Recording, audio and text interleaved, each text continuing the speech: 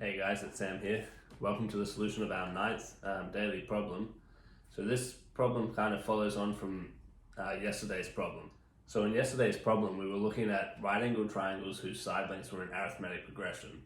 And we found that all those triangles were similar to the 3, 4, 5 right-angled triangle. So today we're looking at right-angled triangles whose side lengths are in geometric progression, which means that instead of adding something every time we go up, we're multiplying. Right, so we start with side length A, we multiply by R to get this one, multiply by R again to get that one, and I want to know what this common ratio should be.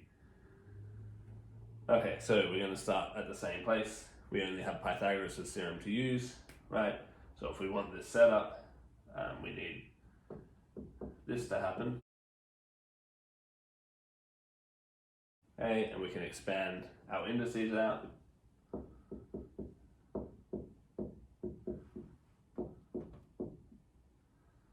Alright, and at this point I'm going to divide by a squared, okay?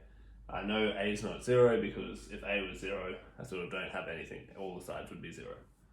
Right, so I can divide through by a squared with no problem, and I get this.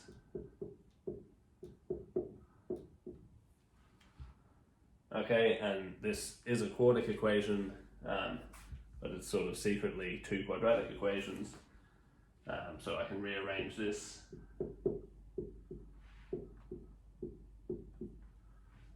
to give us this quadratic equation. Now some of you sort of might already recognize this equation, so I'll write it as a quadratic. So it's quadratic in R squared, right?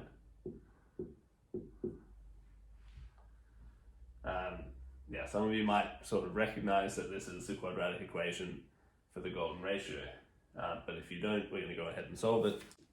Alright, so to solve this, we need the quadratic formula, or you need to complete the square, whichever one you prefer, but it's not, we're not going to be able to factorize it, at least not nicely, right? So if you use the quadratic formula here, we should end up with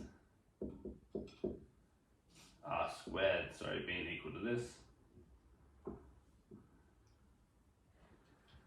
Okay, and this number is, well, if you take the plus, which I think we have to here, okay, this number is the golden ratio, okay, which is usually denoted by phi. Okay, so that means that our triangle looks like this.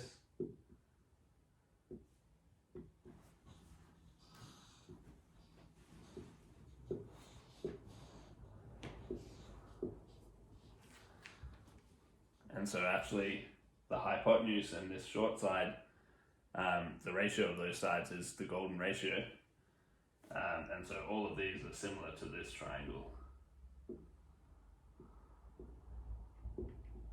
Right, so if we take A to be 1, we get this triangle here. And these triangles have all been given a special name. They're called Kepler triangles, because Kepler is the first person to have discovered this relationship.